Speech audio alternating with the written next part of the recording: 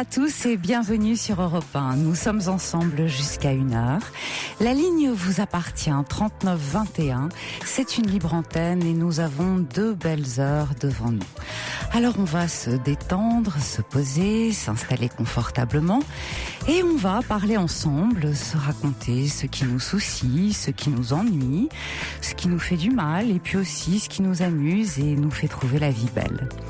Chaque histoire est singulière, bien sûr, mais vous le savez, on se rencontre souvent les uns à travers les autres et on peut partager comme ça des expériences, des impressions.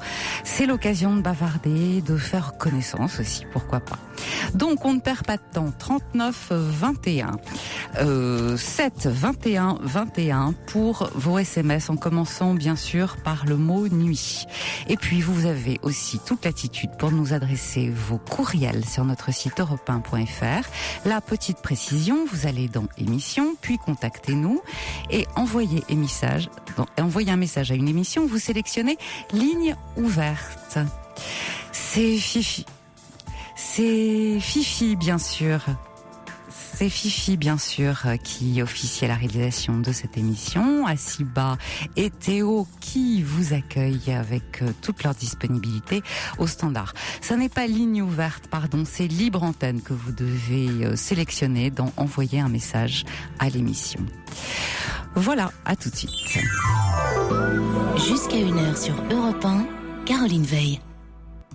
On va commencer tout de suite avec Jacques. Bonsoir Jacques. Oui, bonsoir. Écoutez, je viens d'entendre l'introduction de votre émission et enfin mon histoire, je suis déjà intervenu, mais jamais pour moi, par rapport à des idées que je pourrais avoir sur des émissions, notamment souvent de Caroline Dublanche ou de vous. Mais là, je pensais pas avoir à intervenir pour moi, donc se détendre, le mot, allez, je vais me lancer. Je reçois ce midi l'appel d'une amie que j'ai invitée à passer une journée. Et puis, au bout de quelques secondes, elle se met à pleurer. Je vais pas bien, machin. Je lui dis écoute, viens. Cette amie s'appelle Aline, elle est du Pas-de-Calais comme moi. Je lui dis viens. Donc on a discuté pendant 3 heures. Et je me rends compte que là si j'ai besoin d'être aidé moi-même, ce serait facile, mais j'ai besoin d'aider quelqu'un et je me sens un petit peu, comment je pourrais dire, un dépourvu, quoi. Dépourvu, c'est-à-dire parce que je vois pas comment je peux l'aider. Donc en fait, je raconte brièvement l'histoire pour que vous puissiez un peu mieux comprendre. On a donc longuement discuté. Cette amie, donc ça a été aussi mon ami dans le passé. Oui. Je tiens à le préciser parce que c'est peut-être aussi pour ça que vous êtes concerné. Que je me sens beaucoup. En plus, je l'aime encore, elle le sait, mais je crois qu'elle aussi. Mais on pouvait pas. Vous voyez. Mais c'est pas cette histoire-là dont je veux parler ce soir. Moi, j'aimerais que vous puissiez me donner des conseils ou voir des auditeurs pouvoir conseiller. On va essayer. On va essayer en tout cas. Oui, je sais que vous allez essayer. Elle a plus de raison de vivre. Plus de raison on de s'est vivre. vu 3 heures. Tout à l'heure, je me mets sur MSN. Je lui disais, tiens, quand je me mets sur MSN, je te vois jamais parce que je sais qu'elle se mettait, j'allais dire en cachet, c'est pas le terme, enfin, vous savez.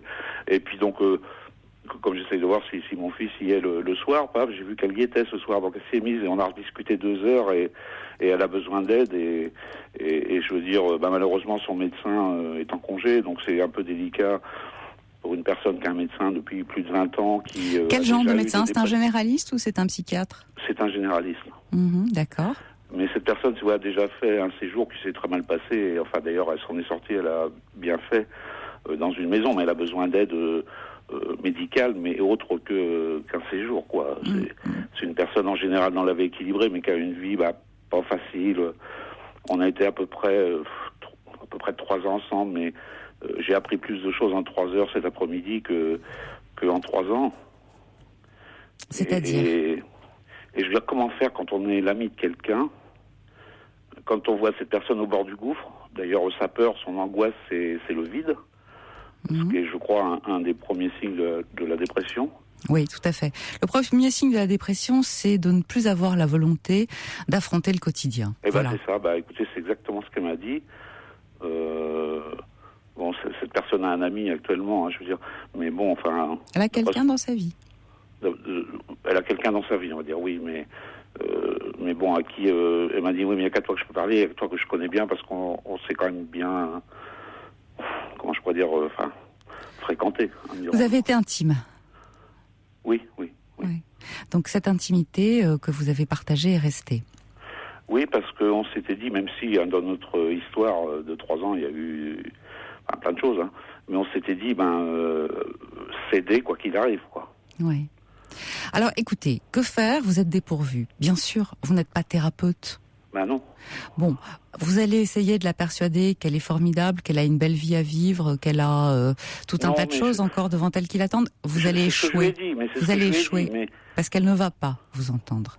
Aujourd'hui, je crois que si elle est dans l'état dans lequel vous êtes, la seule personne qui puisse quelque chose pour elle, c'est un tiers, et c'est un tiers qui fait partie du corps médical. Il lui faut plutôt un psychiatre. Exactement. Alors, comment l'aider? Je vais vous dire, vous allez la prendre par la main, vous allez aller la chercher, et puis vous allez l'emmener chez un psychiatre que vous aurez, je sais pas, donc peut-être vous avez entendu parler. Au pire, si vous n'avez pas d'adresse particulière, vous allez dans un hôpital, tout simplement.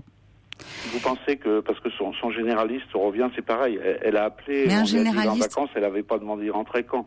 Donc ça, on l'a fait ensemble cet après-midi, il rentre le 17. Mais c'est trop tard. Qu'est-ce qu'elle va faire jusqu'au 17? Cette femme, elle a besoin d'être aidée. Je pense, on doit se voir lundi, on va les passer... On va aller voir Giverny, enfin bon. Non, lundi vous n'allez pas aller voir Giverny. Lundi vous allez avoir rendez-vous chez un médecin. Même si c'est dans un hôpital, enfin surtout d'ailleurs dans un hôpital, parce que il y a d'excellents psychiatres. Il faut qu'elle soit vue, il faut qu'elle ait un traitement, il faut qu'on l'aide à s'en sortir tout de suite. Elle a besoin d'une aide pharmacologique. Elle a quelques anxiolytiques. Ça, c'est pas un anxiolytique. Un anxiolytique, ça sert à calmer l'angoisse. Il n'est pas question ici de faire le détail des médicaments à l'antenne, mais elle a besoin d'un autre type de molécule qui va l'aider à passer ce premier pas. Voilà. La dépression, c'est une maladie. Je me suis dit, quand elle m'a dit dépression, et c'est sûr qu'elle est pas bien, mais quelqu'un de dépressif, à la limite, d'abord ne m'aurait même pas appelé, et quand j'ai vu qu'elle était pas bien, je dis, écoute, viens prendre un café, on a passé l'après-midi. Enfin, moi, ce que je connais de la dépression, pas pour l'avoir connue, j'ai cette chance-là, finalement, hein, c'est quand même une chance de pas l'avoir connue. Mais j'ai connu des gens très proches qui ont fait, mais ils voulaient voir personne. Ouais. Donc moi, je pense qu'elle est entre les deux, là, elle est... Moi, je pense surtout que si elle vous a appelé, c'est parce c'est un appel à l'aide. Oui, mais c'était pour répondre à une invitation. Donc, mais elle aurait pu ne pas le faire. Elle aurait pu vous dire, c'est pas possible, tu es pas. Tu es pas libre. Enfin voilà, je ne suis pas libre, je suis fatiguée. Moi, je pense que surtout, elle a besoin que vous l'aidiez. Vous êtes quelqu'un en qui elle a confiance. Vous avez été avec elle par le passé. Elle sait que très certainement vous avez toujours des sentiments pour elle. Elle le sait, voilà. Donc, elle sait que vous ne lui voulez que du bien. Vous avez une bienveillance à son égard et elle en est consciente. C'est pour ça qu'elle fait appel à vous et elle n'a pas la force, elle toute seule, de se tirer de ce mauvais pas. Donc, je crois que d'une certaine manière, elle s'en remet à vous. Elle s'en remet à vous. Non pas pour lui dire tu es belle, tu es intelligente, tu as la vie devant toi, mais pour trouver un ersatz, un début de solution à son problème, pour peut-être prendre la décision qu'elle n'arrive pas à prendre. Alors peut-être que cette décision, c'est on a rendez-vous dans une clinique avec un psychiatre et on va voir s'il peut te prendre. C'est vrai, quelque part, elle l'a prise, puisque le problème, c'est que son médecin n'est pas là. Alors je sais, ce n'est qu'un généraliste, mais c'est quelqu'un que je connais très peu, mais... oui, mais un généraliste ne peut pas tout. Un généraliste n'est pas spécialisé, j'ai envie de dire... Non, mais il lui aurait donné, si vous voulez, des comprimés et conseiller un psychiatre. Elle a déjà fait un séjour dans une clinique, ça remonte à quelques années, et heureusement d'ailleurs, elle n'a pas du tout joué le jeu, elle s'est rendue compte que c'était pas... Elle a besoin d'une aide psychiatrique, mais elle n'a pas besoin qu'on la bourre, enfin, pardon l'expression, c'est pas, mais de médicaments, quoi. Pas sûr, ça dépend dans quel état elle est. Elle a besoin de médicaments. Oui, mais c'est le psychiatre qui va apprécier si éventuellement elle a besoin d'être hospitalisée ou pas. Vous voyez, c'est même pas elle. Elle en a pas les moyens. Il y a des signes cliniques qui ne trompent pas pendant l'entretien. Si elle a par exemple des idées trop noires, vous savez, quelquefois on ne se rend même pas compte de l'état dans lequel on est. Mais pour qu'elle fasse appel à vous, c'est que vraiment elle ne va pas bien. Mais vous voyez, cet après-midi, elle me dit moi j'ai plus de raison d'être là. Bon, voilà. C'est un peu affolant. Et puis au bout de 2 heures sur MSN, elle dit de toute façon, moi je veux pas mourir. J'ai encore un tas d'envies, mais j'arrive jamais à les réalisé. Ouais. Donc si vous voulez, je pense pas qu'elle soit dans... Enfin, je sais même pas, enfin, je suis sûr. Et puis, comme je sais que, puisque c'est elle qui m'a appris à l'époque à écouter votre émission, il y a de fortes chances qu'elle écoute en plus. Donc Elle sait déjà ce qu'il attend lundi. Pardon ? Elle sait déjà ce qu'il attend lundi. Bah oui, mais je sais pas moi si je vais avoir le courage de lui dire... Mais voilà, oui, vous allez avoir le courage, parce que attendez, précisément, on doit aller voir...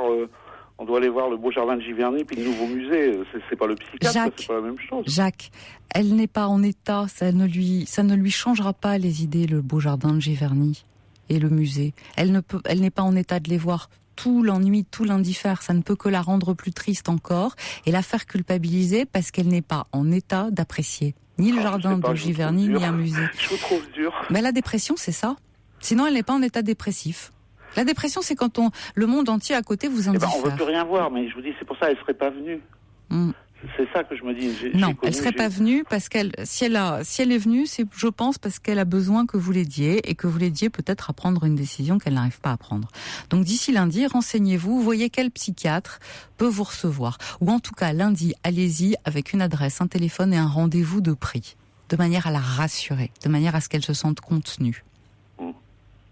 Voilà. Je compte sur vous, Jacques. Ben écoutez, un peu de courage. Mais oui, non, mais ça, je pense que l'amour, ça donne le courage, je veux dire. Ouais, oui. Mais c'est pas du tout ce que j'attendais. Vous attendiez quoi ? Mais bon, c'est pas grave. Qu'est-ce que vous attendiez ? Ben je sais pas. Le psychiatre en a parlé cet après-midi, mais elle m'a dit oui, il faut, t'as raison. Elle n'est pas contre, quoi. Je veux dire, c'est vraiment quelqu'un d'ouvert, qui est pas bien là. Mais qui est très intelligent, qui est ouvert et tout, qui connaissait sa maladie, puisque, je veux dire, elle l'a déjà eue, et de toute façon, à la limite, peut-être plus profonde. Non, mais ce que vous attendiez, en fait, c'est que je vous dise quoi lui dire, quelles étaient les phrases, les mots-clés, éventuellement, qui pourraient l'aider à... Simplement, je vous le répète, s'il est dans l'état... Je suis un homme, je suis un peu lâche. Non, c'est pas que je suis lâche, là, non, pas du tout. Je suis... Comment dirais-je, je veux pas dire le désespoir, parce que ce serait un trop grand mot. Je suis mal parce que mon rôle c'est de l'aider et puis j'ai plein de raisons pour l'aider, quoi. Mais ça j'ai bien compris.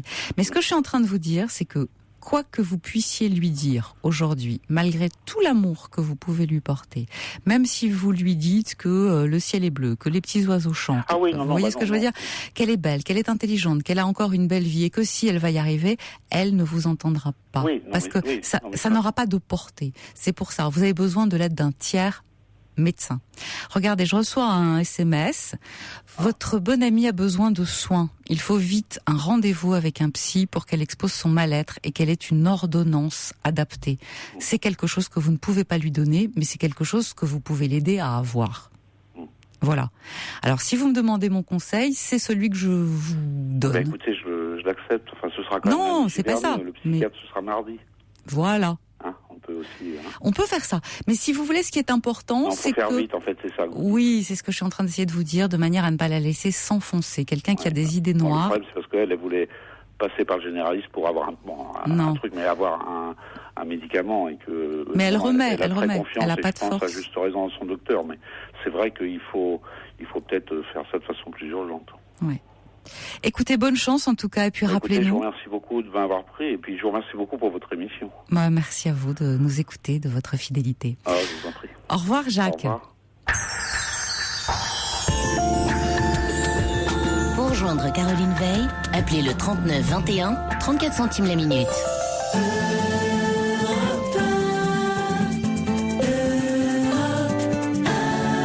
Je me lâche. Et on poursuit tout de suite avec Nicole. Bonsoir Nicole. Oui, bonsoir.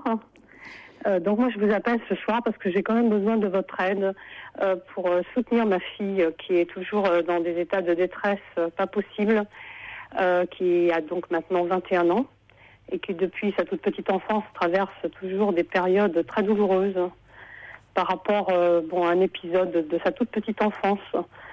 Et qui n'en voit pas le bout, là.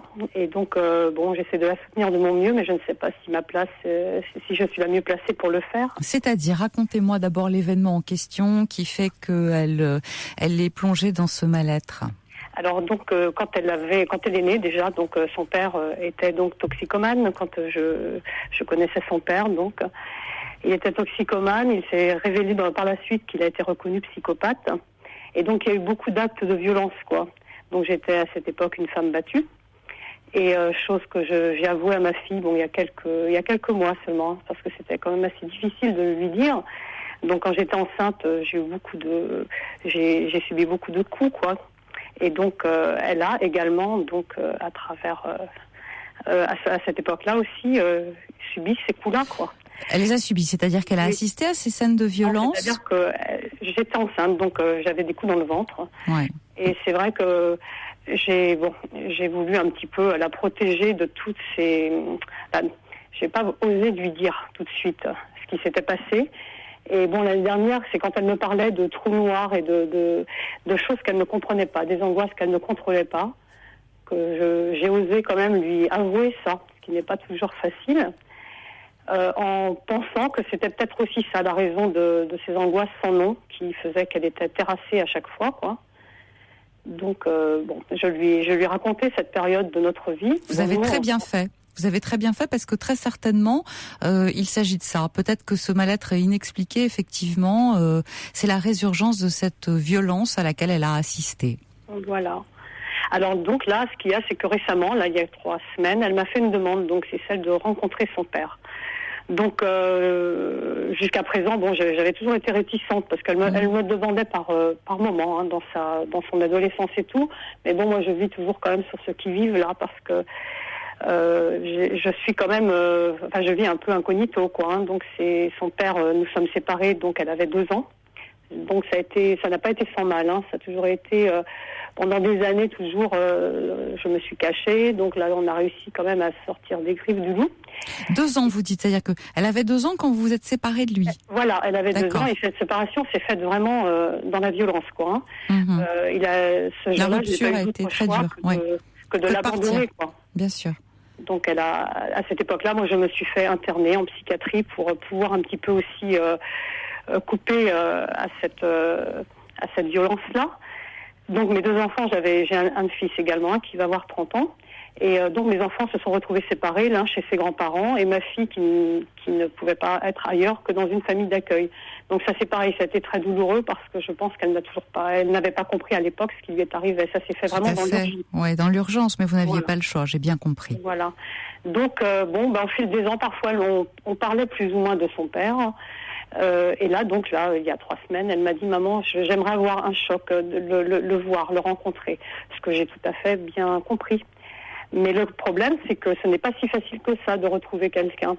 Donc, je suis allée à la gendarmerie de ma commune, où on m'a dit que ce ne serait pas évident du fait que moi, je ne voudrais absolument pas que nos coordonnées soient données, quoi.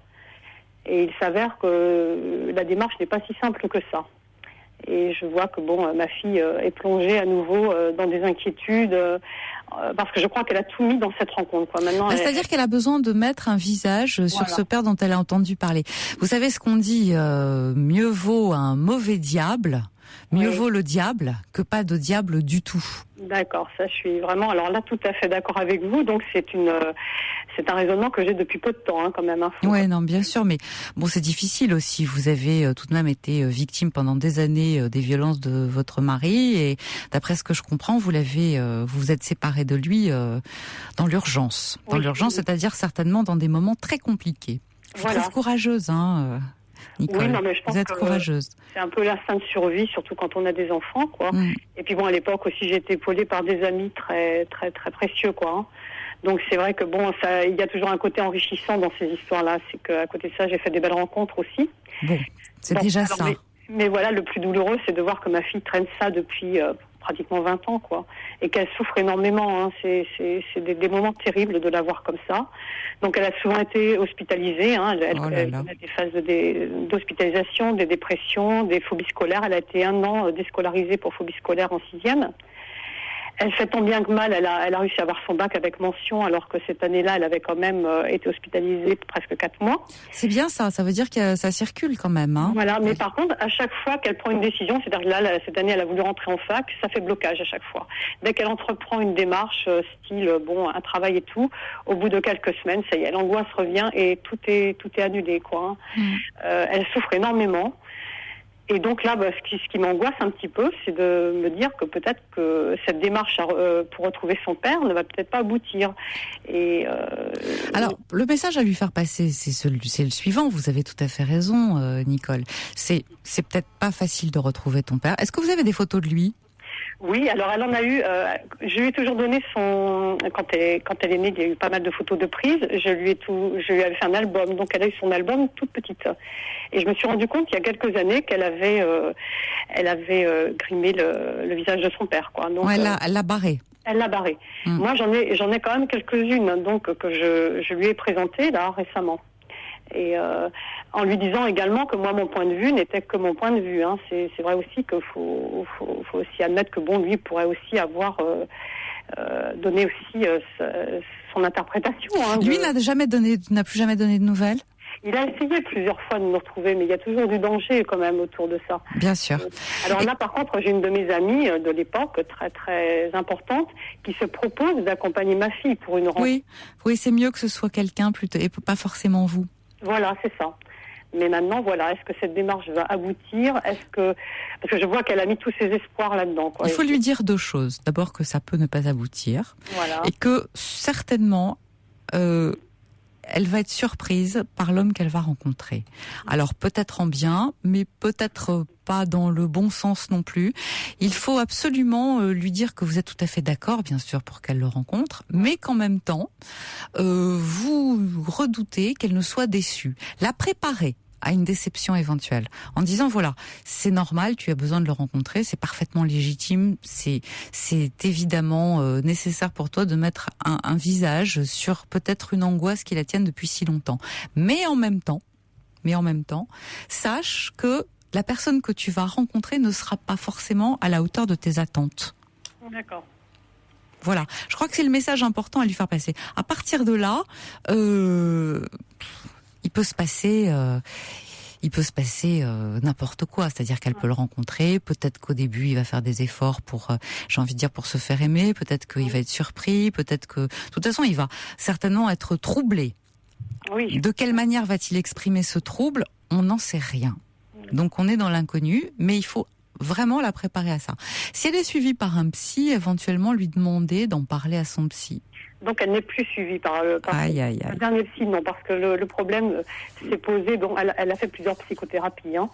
Et là, la dernière hospitalisation, donc le psy, ça se limite à 10 minutes, en gros 57 €, 10 minutes. Des médicaments, point final. Et moi, ce n'est pas du tout mon approche. Non, elle a besoin d'une psychothérapie, voilà. Elle a besoin d'être suivie. Là, le grand problème, c'est de rencontrer un bon thérapeute, et c'est pas facile du tout. Vous habitez où ? Alors, nous habitons dans une région en Bretagne, quoi. Et elle a rencontré une psychologue dans ce coin-là pendant 2 ans, mais elle m'a dit ça ne débouche plus sur rien. D'après ce qu'elle me dit, elle a fait le tour des choses. Je pense qu'elle a compris le mécanisme de plein de choses, mais par contre il faut qu'elle puisse l'intégrer. Non, je crois pas à ça. Moi, non, je crois que elle a l'impression qu'il se passe plus rien, mais en réalité, quand on dit qu'il se passe plus rien, c'est souvent qu'on a peur de la suite, de ce qu'on va dire. Voilà, c'est une manière d'arrêter parce qu'on a peur de soi-même. Mais même si on a compris le mécanisme. Et puis, on ne dit jamais la même chose. D'accord, donc il faudrait qu'on retrouve un autre thérapeute quand même. C'est vrai que c'est pas facile. Non, mais bon, vous pouvez aller, il y a des CMPP de région, il y a tout un tas de choses comme ça. Et c'est ce que l'on a fait, mais alors il y a des demandes, il y a des délais d'attente de plus d'1 an, 2 ans, c'est très très long, quoi. Alors se renseigner par les médecins généralistes de bouche à oreille, c'est pas... Je reçois des SMS, dont un, voyez-vous, de la part de Mathilde, qui dit « Votre fille pourrait s'adresser à des professionnels médicaux, pourrait assister à des conférences où l'on la renseignerait sur l'attitude à adopter pour calmer ses angoisses. Concernant ses retrouvailles avec son père, je souhaite que cette rencontre se déroule pour le mieux. Nous aussi, bien sûr. Merci à vous, Mathilde. Mais vous voyez, effectivement, je pense que nos auditeurs sont assez d'accord avec le fait que ça peut lui être utile de le retrouver, à condition, j'insiste là-dessus, que cette rencontre soit préparée. Voilà. Et avec un psy.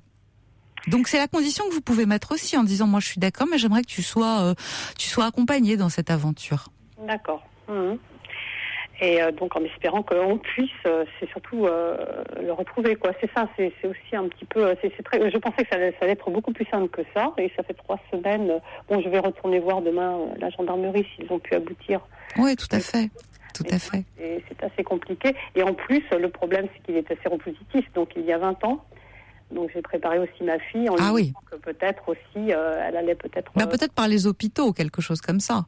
Voilà, donc ça aussi, c'est quelque chose qu'on pourrait faire de cette manière, voilà. Donc, bon, voilà. Donc j'avais besoin surtout de votre conseil par rapport aussi à ma démarche, parce que j'ai toujours peur aussi de... Bon, elle n'a que mon point de vue, et je ne sais pas si c'est forcément bon, et du fait qu'on est quand même très proches et qu'on discute beaucoup, et après je me suis dit peut-être que c'est pas très bien quand même qu'elle n'ait que mon approche à moi.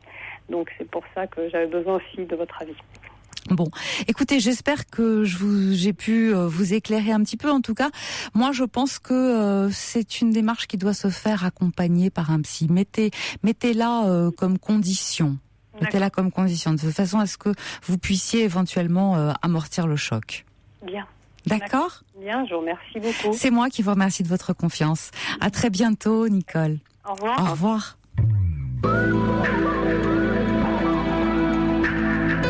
Toutes vos confidences à Caroline Veil au 39 21. 39 21. 34 centimes la minute.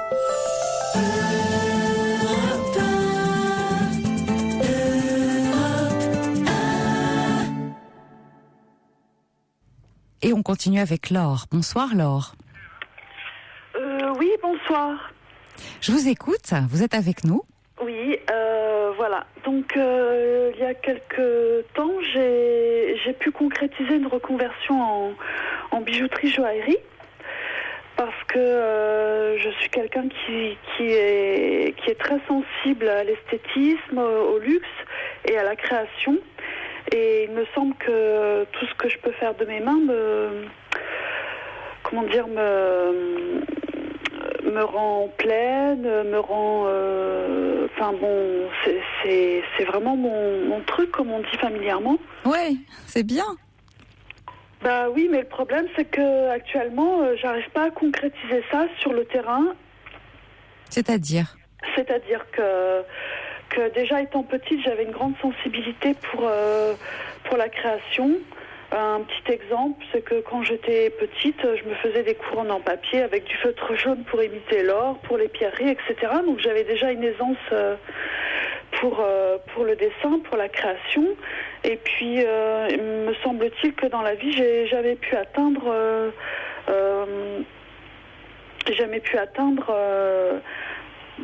vos objectifs. Ouais, mes objectifs, parce que je suis pas issue d'une famille qui était dans le milieu.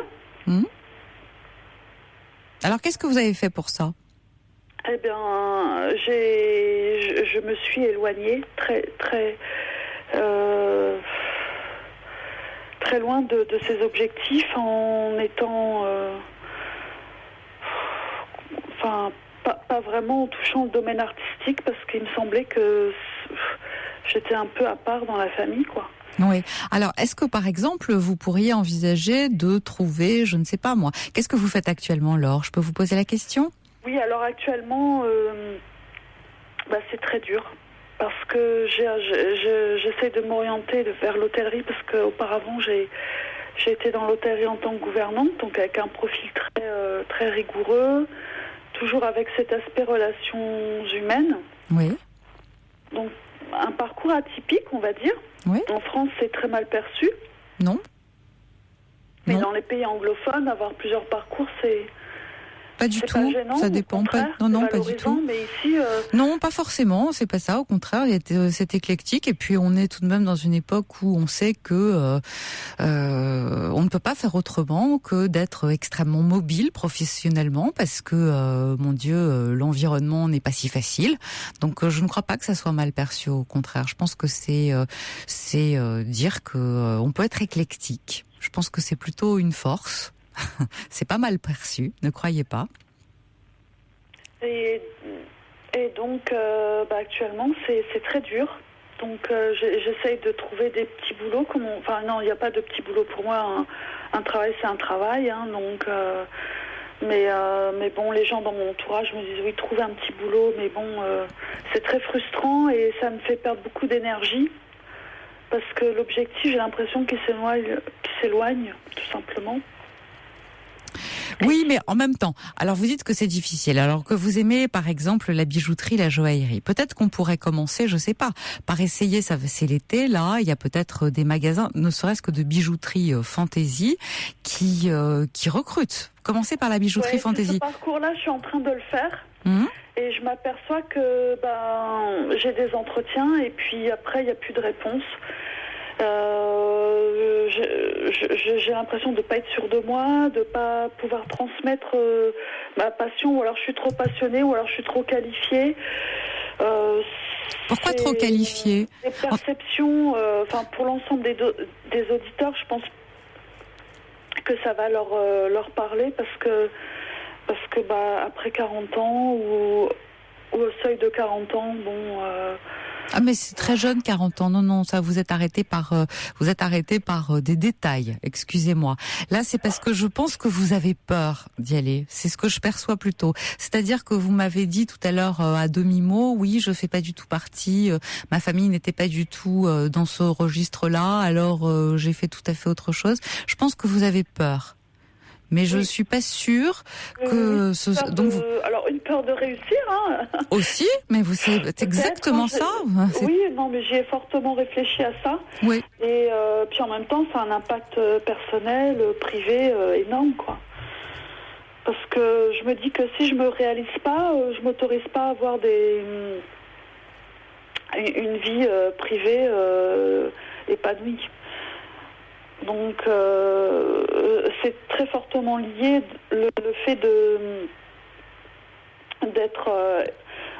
trouver sa voie. Enfin, ma voie, je l'ai trouvée, je sais que c'est ça, mais de trouver un travail et de pouvoir ensuite construire autour. Et c'est bloquant.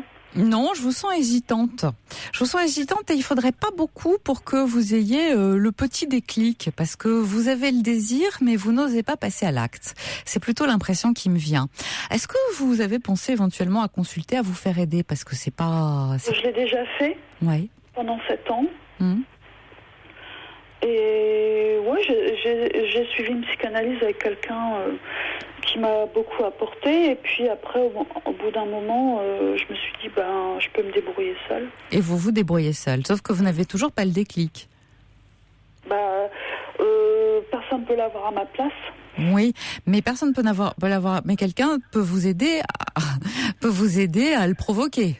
Vous voyez ce que je veux dire. Alors pourquoi, par exemple, il ne s'agit pas de reprendre une psychanalyse, mais peut-être aller, si vous voulez, ne serait-ce que repréciser le moment dans lequel vous êtes, ce qui vous arrête aujourd'hui, pourquoi vous n'osez pas. C'est quelqu'un qui va vous aider à faire un point. Vous voyez, et peut-être à débloquer quelque chose. C'est important de pouvoir débloquer parce que moi, je vous sens très proche. Et puis, je suis à 2 doigts de toucher quelque chose et vous n'y allez pas.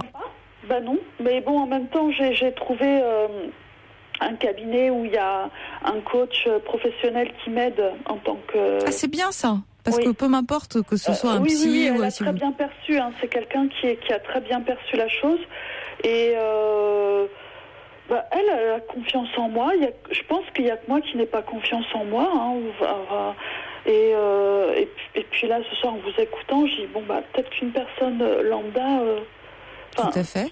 Qui est complètement inconnue à mon parcours. C'est ça, peut vous donner une autre vision. Voilà, on est là pour donner des coups de projecteur un peu différents. Ouais, une lumière, on va dire. Mais c'est angoissant parce que parallèlement vous avez des postes à remplir, c'est-à-dire votre loyer, etc. Et ça me bouffe tellement que j'arrive pas à me concentrer l'objectif principal. Et puis en même temps, on me dit que je suis trop passionnée. Non, mais moi je pense par exemple que vous devriez, je ne sais pas où vous habitez, Laure par exemple, mais vous devriez...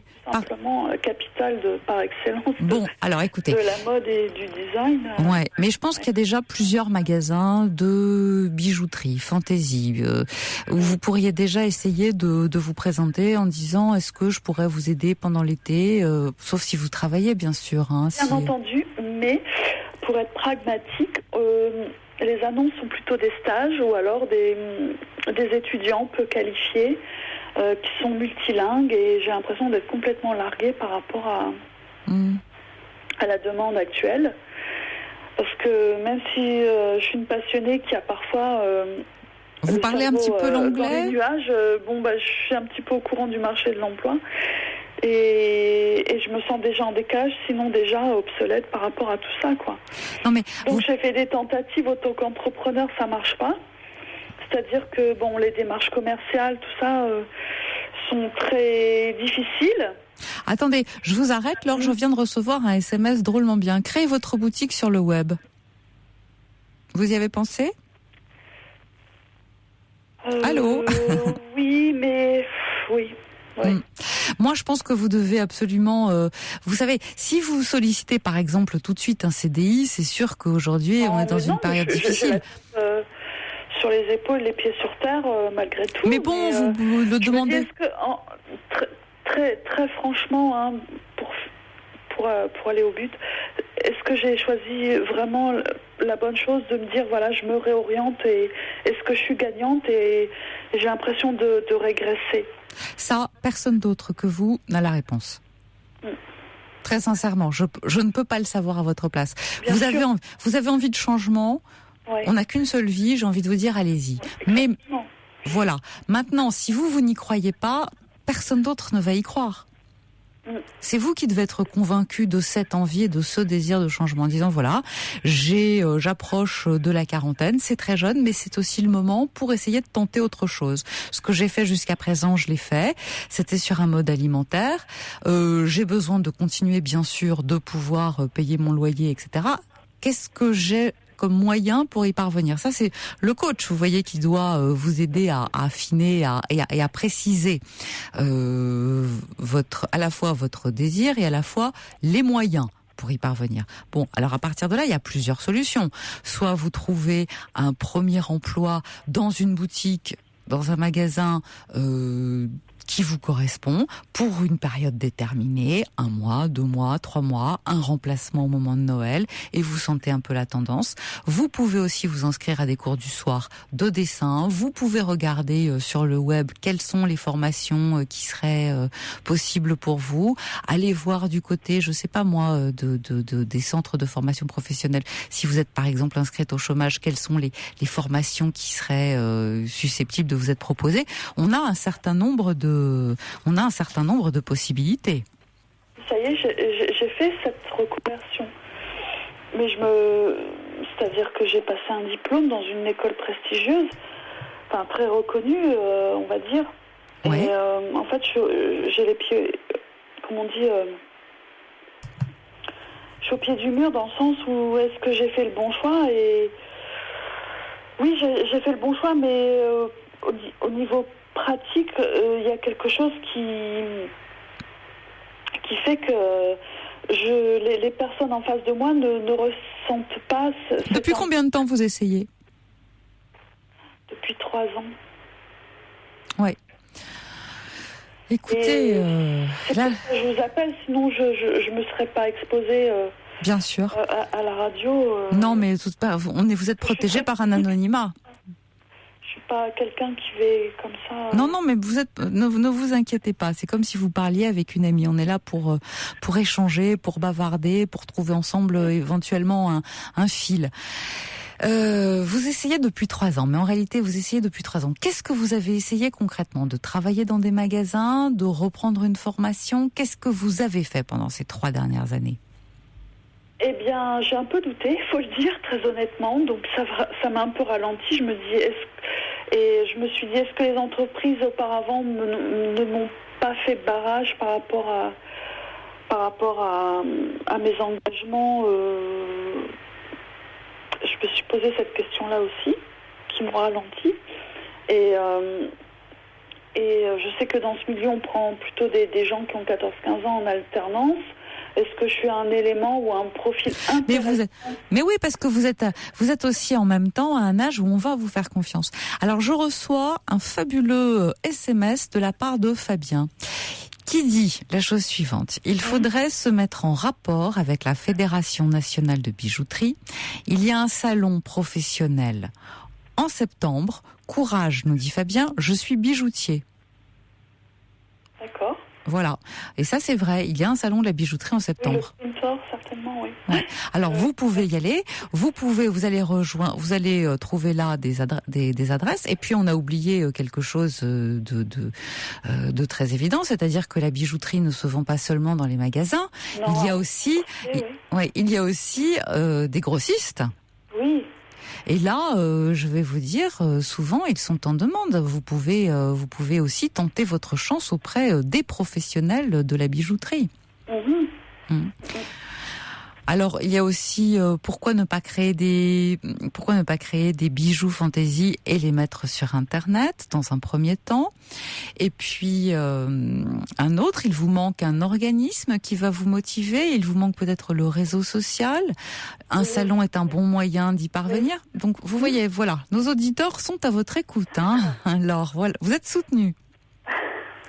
Eh bien, merci à eux de leur intervention. On a une réaction, si vous le voulez bien, que nous allons prendre maintenant, là, tout de suite. Odile. Bonsoir, Odile. Bonsoir, Caroline. Pardonnez-moi d'intervenir, mais je l'entends, cette jeune femme, et j'ai envie de lui poser une question. Est-elle créatrice ou souhaite-t-elle travailler comme vendeuse et conseillère? Laure, vous êtes créatrice ou vous avez préféré travailler comme vendeuse ou conseillère? Disons que je crée, j'ai eu l'occasion de vendre, de fabriquer moi-même. Mais c'est vrai que pour moi, il n'y a pas de cloisonnage entre la création et la vente. Non, c'est bien certain. Mais c'est parce que j'avais quelque chose à vous proposer. Génial. J'ai fait ça. J'ai été sculpteur et décoratrice. Et j'ai fait des bijoux, mais pas pour les bijoutiers, pour des sociétés comme Ediard ou enfin qui ont besoin pour leurs cadeaux d'entreprise de faire des sculptures exclusives. Et je voulais vous proposer, si ça vous intéresse, je le faisais en bronze qui était doré après. J'ai le matériel à vous offrir. Ouais, c'est formidable. C'est formidable. Odile, c'est très généreux à vous. Très généreux, oui, j'allais le dire, oui, exactement, oui. Non, parce que maintenant j'ai eu beaucoup d'années de santé, je ne peux plus le faire. Donc, ça me ferait plaisir, si c'est quelqu'un de passionné, de vous l'offrir. Oui. Ben vous voyez, vous avez vraiment bien fait de nous appeler, Laure. Hein. Alors on va vous mettre. Complètement. Ne raccrochez pas, on va vous mettre avec Odile hors antenne. On va pouvoir vous transmettre ses coordonnées.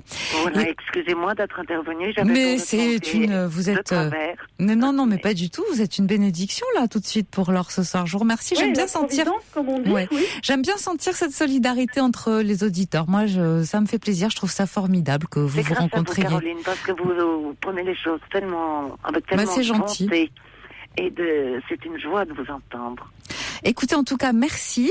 Et puis, on va vous passer Laure merci à vous, hors antenne. Laure, voilà, vous avez bien fait de nous appeler. Odile, merci de votre intervention. Laure, vous nous tenez au courant, bien sûr. Vous nous dites ce qui va se passer. Sûr, oui. Entendu. Merci beaucoup. À très bientôt. Au revoir, Caroline. Au revoir.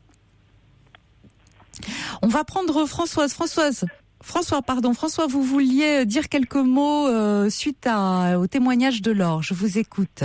Oui, bonsoir Caroline. Bonsoir. Écoutez, je suis exactement dans la même situation qu'elle. Oui. C'est-à-dire que j'ai quitté mon ancien emploi et que je suis en pleine reconversion.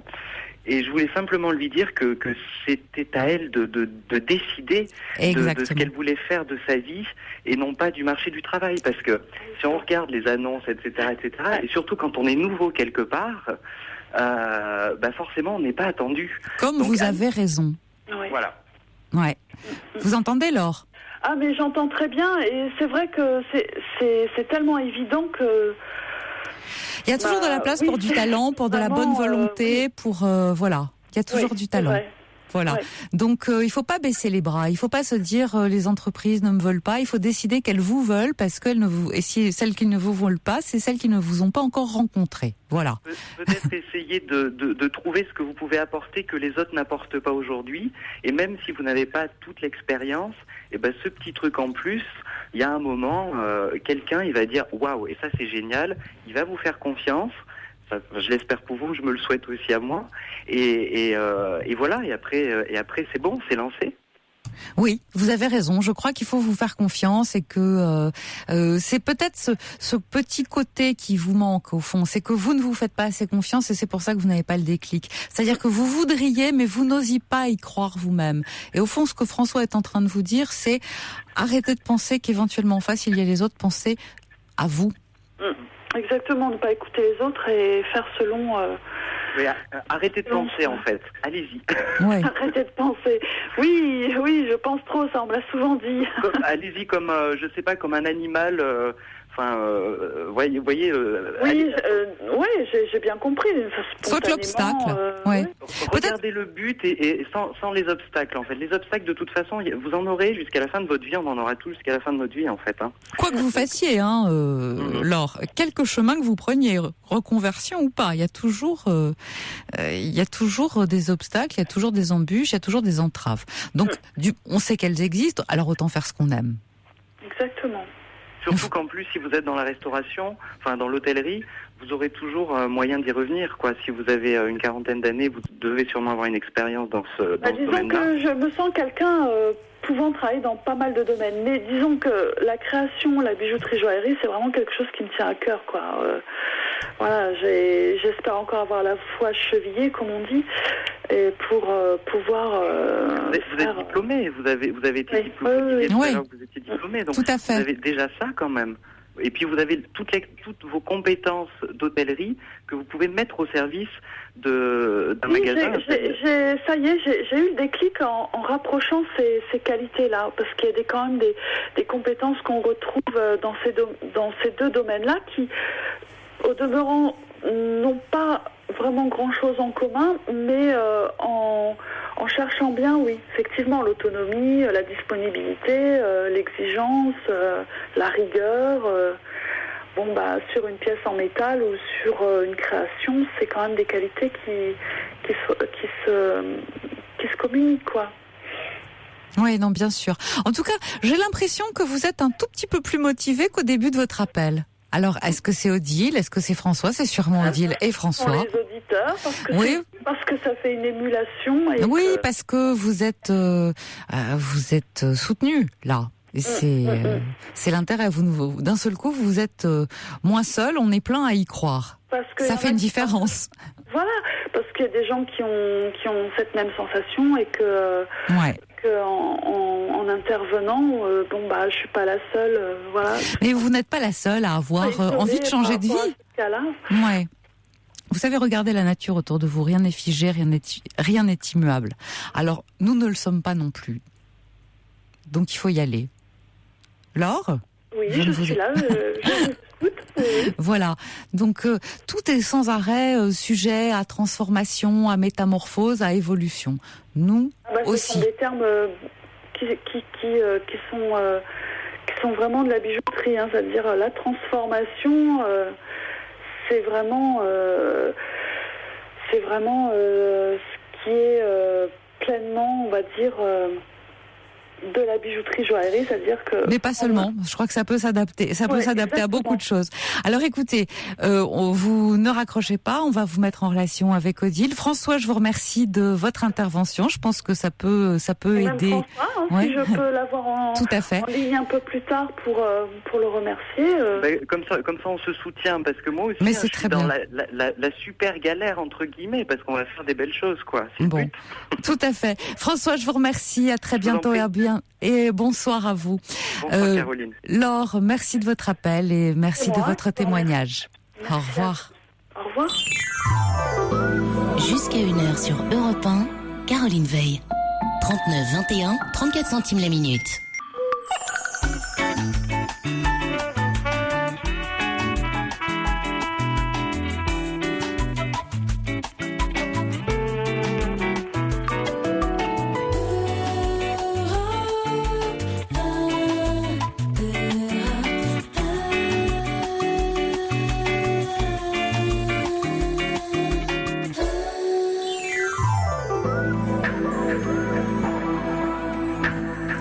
Je vous rappelle que nous restons ensemble jusqu'à 1h, libre antenne 3921. On bavarde, on parle de vos envies, de vos désirs, de vos attentes, comme Laure, là, juste quelques minutes avant le journal. On parle aussi de vos désillusions, comme nous en connaissons tous quelquefois.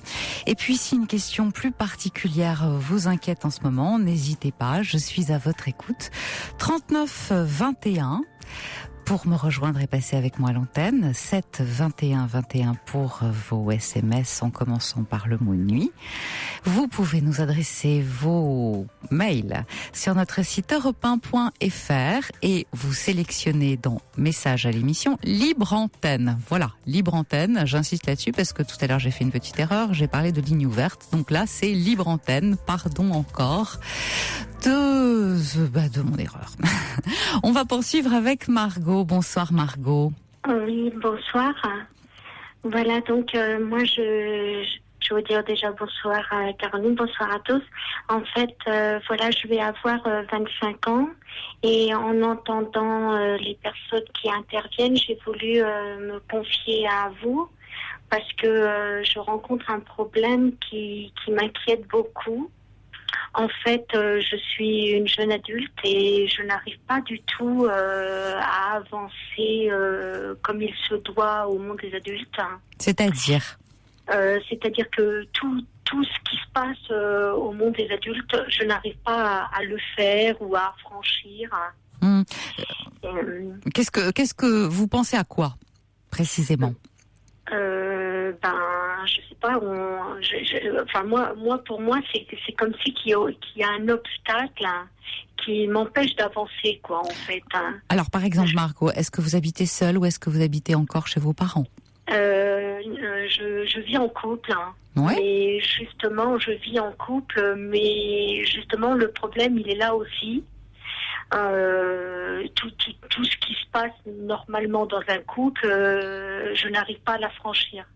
Je me suis mis en couple parce que, pour moi, c'était normal de le faire. Mais après, à franchir, même, ça serait tout ce qui se passe dans un couple, je n'arrive pas à le faire. Tout ce qui se passe dans un couple, c'est-à-dire? Oui, c'est-à-dire, par exemple, je sais pas, moi, par exemple, prendre des décisions ensemble, même au niveau vie sexuelle et autres.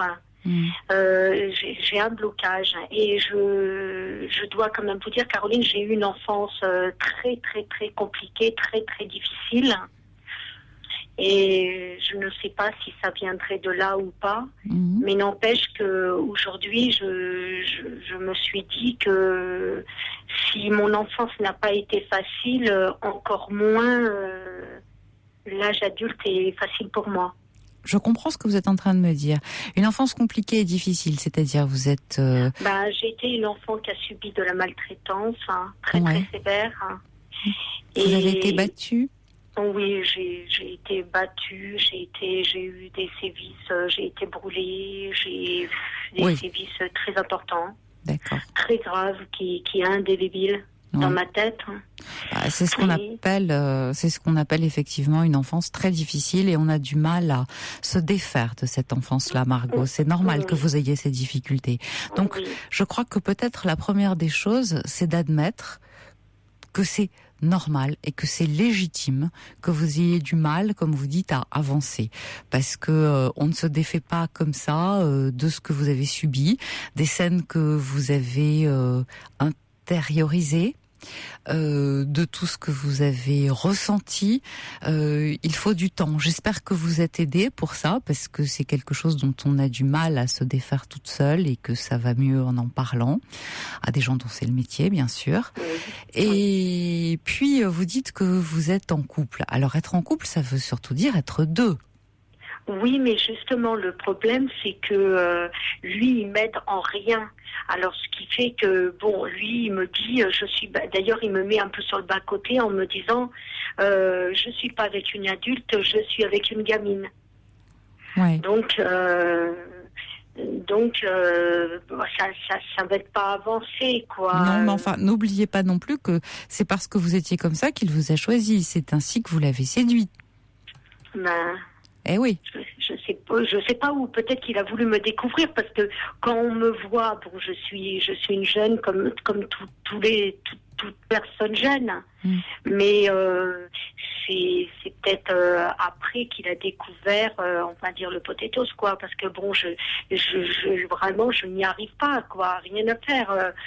D'abord, il faut lui en parler. Il faut lui en parler en disant j'aimerais bien, ne crois pas que je n'essaye pas, mais c'est compliqué pour moi et je pense que compte tenu de tout ce que j'ai subi, c'est vrai que j'ai des difficultés et si tu m'aimes, il faut que tu m'aides. Alors par exemple, est-ce que c'est vous qui vous occupez de la maison? Est-ce que vous êtes aidé? Est-ce qu'il y a un partage des tâches? Vous voyez ce que je veux dire? Ce genre de toute petite décision du quotidien qui aide précisément à se situer.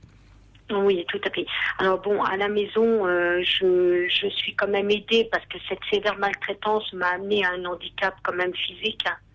Donc je suis quand même aidée au niveau de la tâche ménagère. Oui. Mais même à voir, Caroline, c'est pas quelque chose qui m'intéresserait de faire. Oui, tout à fait. Voilà. Est-ce que vous travaillez, par exemple? Donc, oui, même tout ce qu'un adulte fait. J'y arrive pas. C'est même pas seulement un refus de ma part, c'est que j'y arrive pas. Est-ce que vous faites des courses pour la maison? Non, ça m'intéresse pas. C'est-à-dire que vous refusez, en fait. Vous refusez. Je pense que c'est un rejet que vous avez du monde adulte, parce que le monde adulte tel que vous l'avez découvert trop jeune, mon Dieu, vous l'avez rejeté. C'est plutôt l'impression que j'ai. Hein. Vous avez un rejet du monde qu'on vous a proposé. Et on le comprend. Et est-ce que vous pensez qu'un jour ça peut s'arranger ou c'est parce que moi je situe quand même un peu. Bon, on m'a dit que c'est déjà bien que j'arrive à situer. J'ai l'impression que c'est comme un train qui est sur une rail. Et à un moment je me suis arrêtée. Et je situe à peu près à quel moment je me suis arrêtée. Je situe à peu près. Hein, C'est-à-dire. Je pense. Hein, oui. Je pense que j'ai dû arrêter ce train aux alentours de mes 14 ans. 14 ans, c'est-à-dire l'âge de la puberté. Oui. Qu'est-ce qui s'est passé à ce moment-là? À ce moment-là, j'ai complètement changé. Je suis devenue un peu délinquant. J'étais vraiment pas bien dans ma peau et justement, je pense que c'est peut-être là le passage qui devait se faire, quoi, pré-adulte, pré-adolescent. Et c'est là que j'aurais dû certainement être accompagnée, je pense, peut-être. Il n'est pas trop tard, hein, parce que déjà vous pouvez le situer avec beaucoup de précision, ce qui est un très bon signe. Vous êtes capable de le discerner, vous êtes capable de voir à quel moment ça a coincé. Donc moi j'ai plutôt très bon espoir pour la suite. Encore une fois, c'est quelque chose que vous ne pouvez pas faire seul.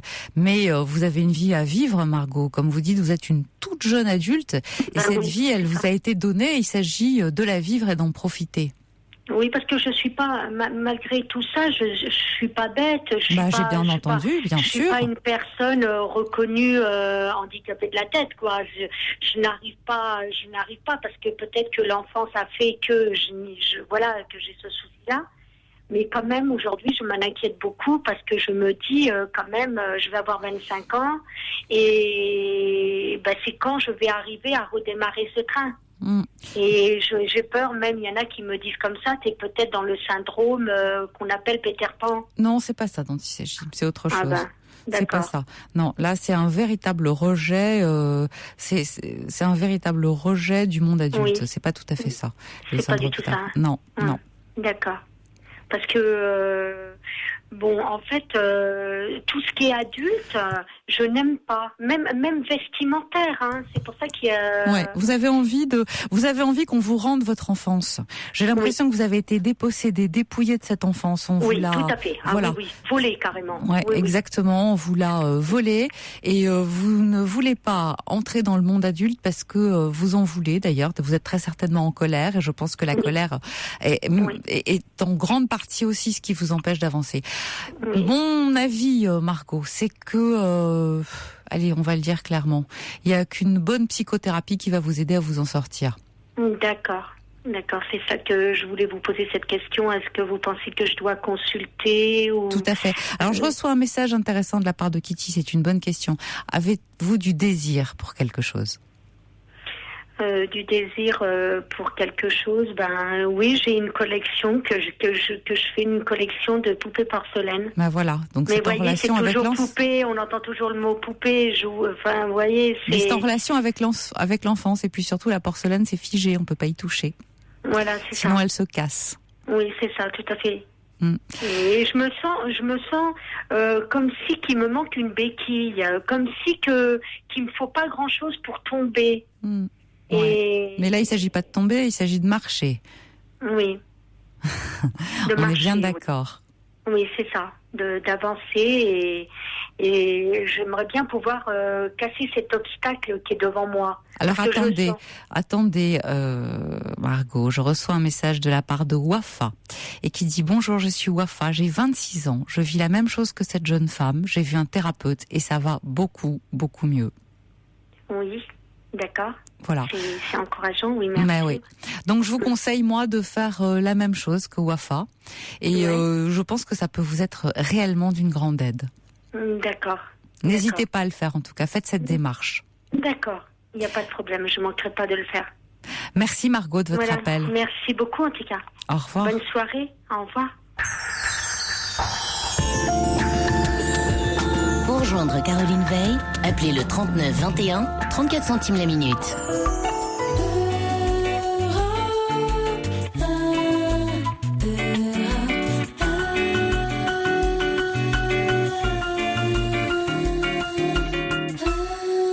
On poursuit tout de suite avec Françoise. Bonsoir Françoise. Oui, bonsoir. Voilà, je suis la grand-mère de deux petites filles, une qui a, petite 11 ans, et l'autre, sa sœur qui a 9 ans.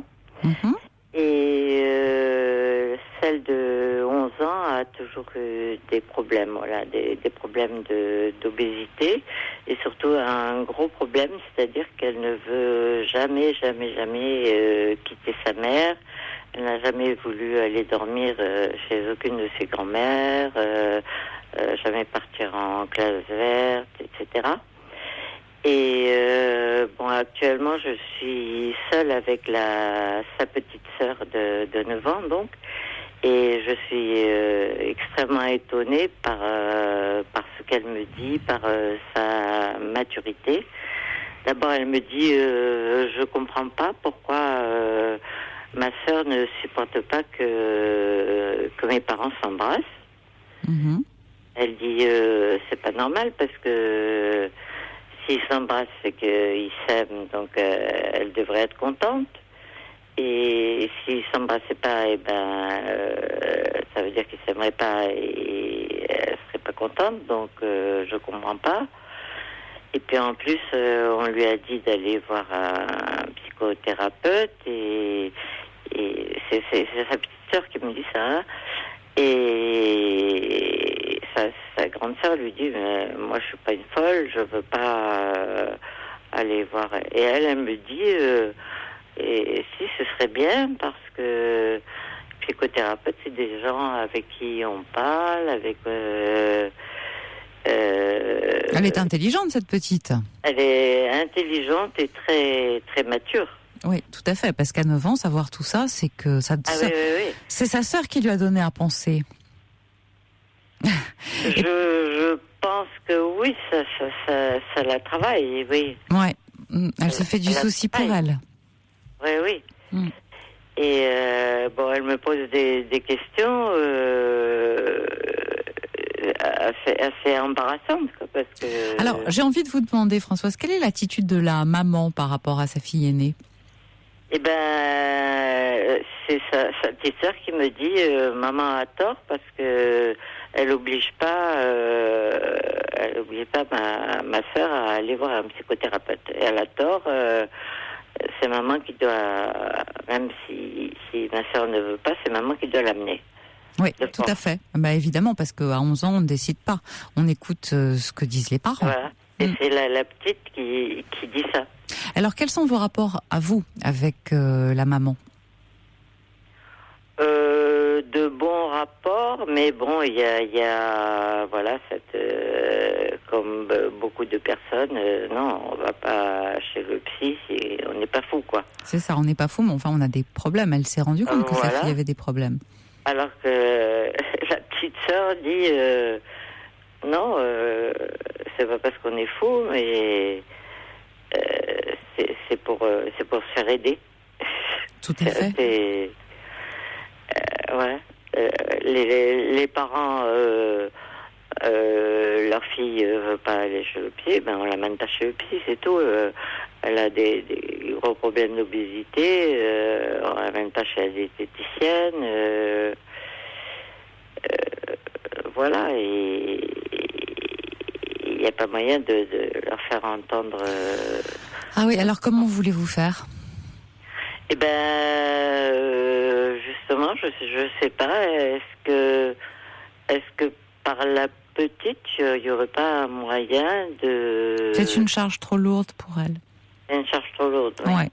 Il faut pas, bien sûr, la petite a tout compris, mais c'est pas parce qu'elle est tout compris qu'elle est grande. Vous comprenez ce que je veux dire? Elle ne peut pas se charger, elle, des problèmes de sa sœur aînée et surtout de faire changer d'avis les adultes. Même si on dit que la vérité sort de la bouche des enfants. Ouais. Non, je crois plutôt que c'est à vous. C'est votre belle-fille, n'est-ce pas? J'ai bien compris. Oui. Voilà. Je crois plutôt que c'est à vous, Françoise, de parler à votre belle-fille en disant, écoute, est-ce que déjà elle a vu un médecin parce qu'elle a des problèmes de poids? Aller voir une fois une diététicienne. Voilà. C'est suivi, quoi. Ouais, c'est pas. Là, vous pouvez, si vous voulez, commencer tout doucement par le problème de poids en disant, tu sais, j'ai peur que là, elle n'a que 11 ans. Bon, elle est encore petite, mais d'ici 2-3 ans, elle va entrer dans l'adolescence. J'ai peur que ça ne lui pose des problèmes et qu'elle ne soit malheureuse. Déjà, ça lui pose des problèmes à l'école parce que. Bien sûr. Elle peut pas faire tout ce que les autres font. Et voilà. Ouais. Et puis les enfants peuvent être durs entre eux. Ben bien sûr. Et puis bon, le fait qu'elle veuille pas quitter sa mère à 11 ans, même pour aller dormir chez la grand-mère ou en classe verte. Le fait que elle supporte pas que ses parents se fassent des bisous. Je sais pas, il y a un problème. C'est un rapport très particulier qu'elle a avec sa mère, ça c'est évident. Elle doit très certainement souffrir de ce qu'on appelle une angoisse de séparation. Elle ne peut pas supporter l'idée d'être séparée de sa mère. Elle a dû... vous savez, les enfants, les aînés sont quelquefois investis d'une manière tout à fait particulière. C'est un premier enfant, c'est l'enfant qui nous fait mère. Et d'une certaine manière, celui-là, il est toujours le premier. C'est grâce à lui qu'on découvre qu'on est parents. Après, avec le deuxième, ça ne veut absolument pas dire qu'on l'aime pas moins, mais être parent, c'est ce que c'est. En tout cas. Donc le premier enfant, c'est celui qui porte le plus souvent le poids de toutes nos angoisses, en même temps de toutes nos attentes, et quelquefois les aînés peuvent trinquer. Alors, je reçois un message de la part de Kitty qui dit la chose suivante: essayez de passer par un pédopsie. Oui, moi ce que je pense, peut-être la chose la plus intelligente à faire, c'est de vous servir du problème de poids. Parce que le problème de poids va dire peut-être que c'est parce qu'elle a des questions particulières qui lui font peur, qu'elle mange, etc. Elle devrait avoir un médecin. Le médecin va tout naturellement la diriger vers un pédopsychiatre. Je pense. Et c'est la voie à suivre. Prenez en tout cas cet axe-là, sans parler du fait que elle ne vienne pas dormir chez vous, qu'elle a du mal à se séparer de sa mère parce que précisément la maman peut vous le reprocher. Donc c'est pas une façon de la mettre en cause. Mais si en revanche vous le prenez sur le plan de la santé, tout simplement, en disant ces problèmes de poids, ça peut même être, on ne sait pas, dangereux pour elle à l'adolescence ou quelque chose comme ça. Là, ça sera entendu et perçu autrement. Je pense, dans un premier temps. Le refus de voir ses parents s'embrasser, s'aimer. Écoutez, tout dépend de la manière dont ils s'embrassent et dont ils s'aiment sous ses yeux. C'est sûr que si vous voulez, d'une certaine manière, elle a envie d'avoir sa mère pour elle toute seule. Et puis ça prouve aussi qu'il y a d'autres conflits qui n'ont pas été résolus. Hein. Le DIP, notamment, par exemple. C'est vrai que ça devrait la rassurer. Or, elle le refuse. C'est-à-dire que dans ces moments-là, sa mère n'est plus tout à elle. Elle lui échappe. Et puis, son père, qui est celui pour lequel, bien entendu, toutes les petites filles ressentent une attirance, ça l'énerve de voir accaparer sa mère. Hein. Elle voudrait peut-être être aussi sa mère. Écoutez, de toute façon, le problème de poids est un symptôme, déjà, en lui-même. Hein. Donc, qui mérite qu'on lui accorde toute son attention parce que elle va être malheureuse, cette petite. Oui, ça, elle est certainement. Je pense, oui. Et je reçois par exemple un message de la part de Salomon qui dit « La petite semble elle-même avoir beaucoup à dire par ce que fait la grande par son corps, vous voyez ?» Et puis un autre, « Votre petite fille doit se faire aider, Françoise, et cet attachement excessif à sa mère risque de l'entraver pendant son adolescence. » Ça, c'est de la part de Lily. Et puis un autre qui dit « Ne rendons pas les enfants adultes avant d'être grands. On les prend par la main et on les emmène. On en parle avec eux après. » C'est vrai aussi. Mais je pense que tout ça, vous en êtes convaincu. Comment convaincre la mère? C'est le souci. Non, c'est le souci. Ce qui m'étonne, c'est ça fait une semaine que je suis avec la deuxième là, et de voir sa lucidité, Mais elle se pose des questions. C'est étonnant, quoi. Ouais, elle se pose des questions. En tout cas, elle vous a mise au courant, peut-être que c'est une façon de vous obliger, vous, à réagir. Je pense que c'est plutôt comme ça que ça peut être entendu. Parce que le fait de vous en parler, de vous faire part de toutes ces réflexions, c'est une manière de vous dire allez, vas-y toi, parce que moi je ne peux pas. Moi, enfin, en tout cas, je le perçois comme ça. Elle vous passe le relais. Moi, j'ai compris, vas-y maintenant. Ouais, je crois. Et c'est vrai d'ailleurs que vous êtes sans doute la mieux placée pour le faire. Vous pouvez en parler à votre fils. Hein. Je pense, dans un premier temps, surtout parlez-en à votre belle-fille, de manière à ne pas créer de dissension par la suite. Et puis, sinon, vous pouvez aussi vous en ouvrir à votre fils. Et puis peut-être en parler aussi à l'autre grand-mère. Si vous êtes plusieurs. Hein. Voilà, on est plus fort. C'est sûr. Voilà, que je vous souhaite bon courage parce que c'est vrai que ça n'est pas aisé. Et puis les difficultés d'un enfant nous troublent toujours beaucoup. Bien sûr.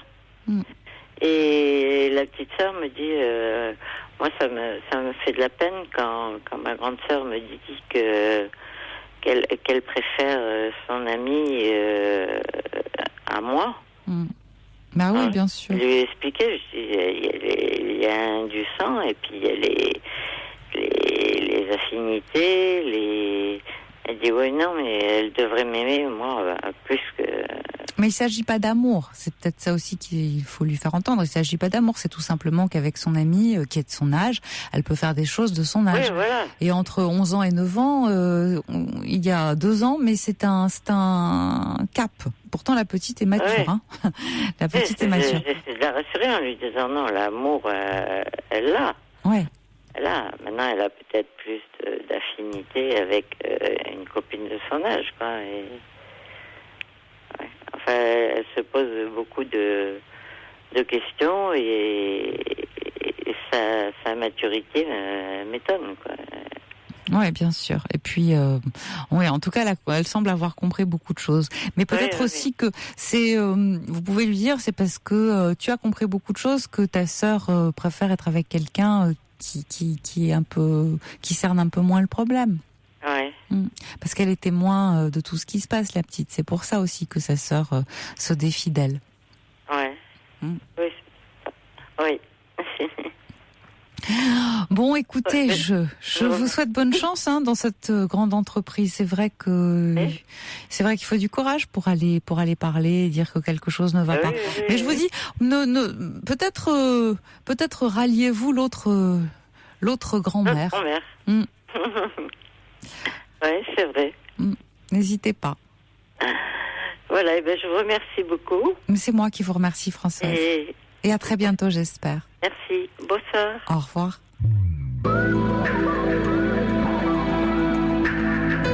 Toutes vos confidences à Caroline Veil au 39 21. 39 21. 34 centimes la minute.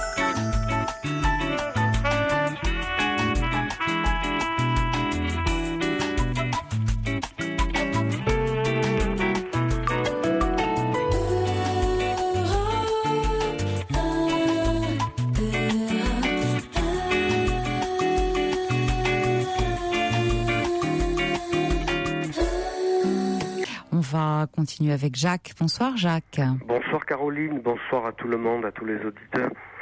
Ça fait des mois que je voulais prendre le téléphone et vous appeler. Oui. Et puis je n'osais pas parce que, et puis là en pleine vacances, je me suis dit ça va peut-être gâcher les vacances des auditeurs parce que je voudrais parler d'un sujet qui est un petit peu triste. Mais rien ne gâche les vacances des auditeurs. On est là pour parler, je vous le dis souvent. Donc j'attends que vous m'expliquiez. Eh bien, je vis très mal la fin de vie de maman. Oui.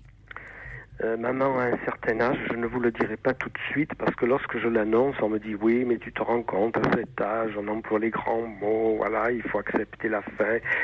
Bon, et ça fait 4 ans en juin qu'elle est en maison de retraite. Oui. Je vais la voir pratiquement tous les jours. Il n'y a aucun jour férié que je rate, ni un dimanche, pratiquement tous les jours. Et voir ce glissement, comme l'appelle le corps médical, voir cette dégradation, me ronge le cœur. Bien sûr.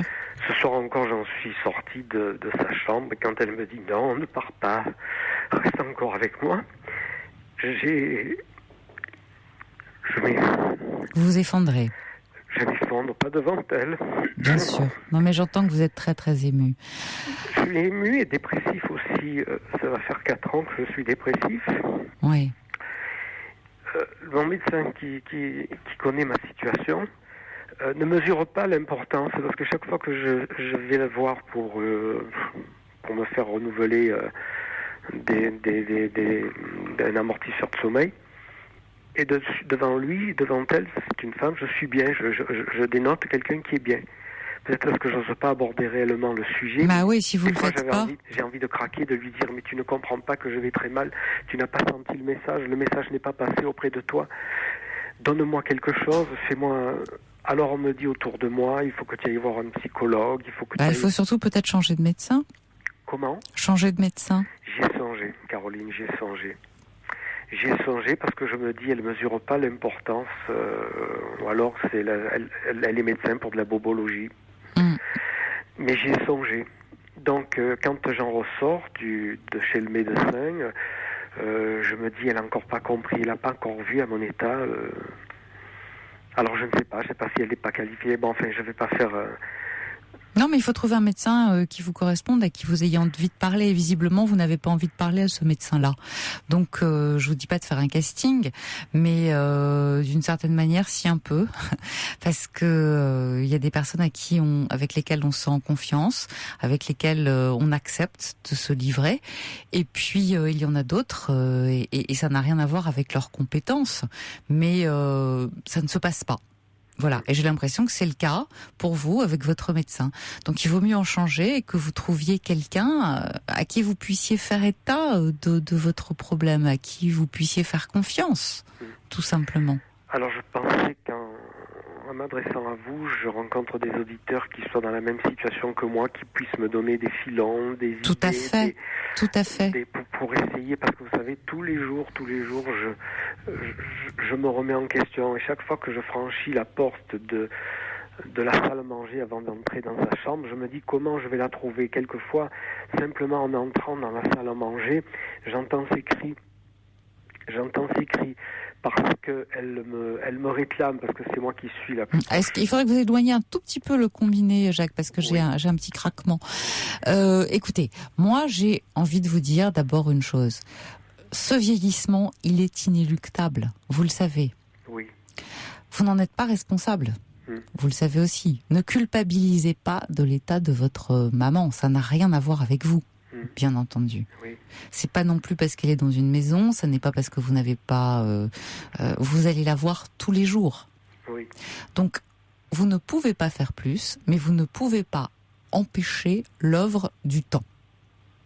On est impuissant. On n'a pas la maîtrise de tout. Ni vous, ni moi, ni personne d'autre. Le temps fait son travail. Je pense que votre mère a déjà un certain âge. Elle a vécu sa vie. Et surtout, elle vous en a donné une. C'est-à-dire qu'il faut que vous viviez la vôtre. Et votre vie à vous ne passe pas seulement par elle. C'est important de le comprendre. Et c'est ça qu'un médecin doit vous faire entendre, surtout. Oui, mais ce que je voudrais dire surtout, c'est que je me retrouve seul, si vous voulez. Tout le monde abandonne, tout le monde m'abandonne et abandonne maman aussi. Non, tout le monde n'abandonne pas votre maman, vous êtes là. D'abord, vous êtes là.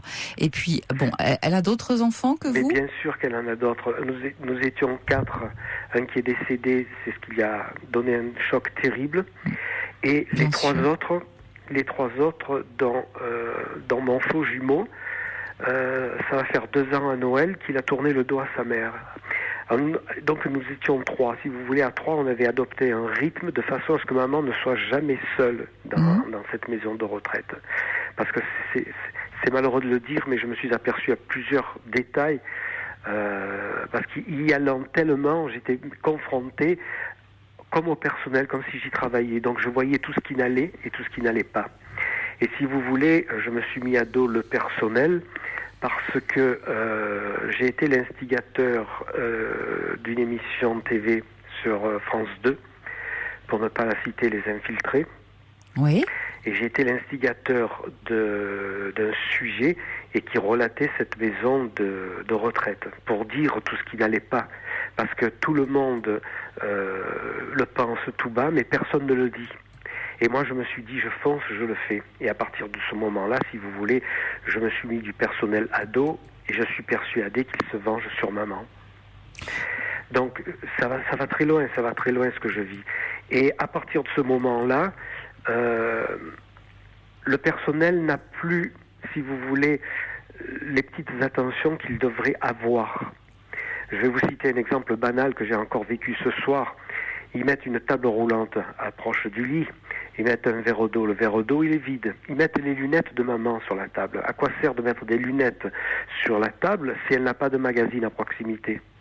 Oui, non, mais bien sûr. Mais je pense que si vous voulez, ce n'est pas volontaire. Je pense que c'est tout simplement un manque d'attention. Et vous savez, quelquefois, dans ce genre de maison, il y a beaucoup de monde, bien sûr, et donner une attention particulière au moment des heures de pointe et tout ça, c'est un tout petit peu compliqué, Jacques. Non, parce qu'il y a d'autres maisons où, moi, j'ai vu aussi d'autres reportages où le personnel soignant était tout à fait remarquable. Oui, Caroline, vous avez raison, mais il ne faut pas tourner autour du pot.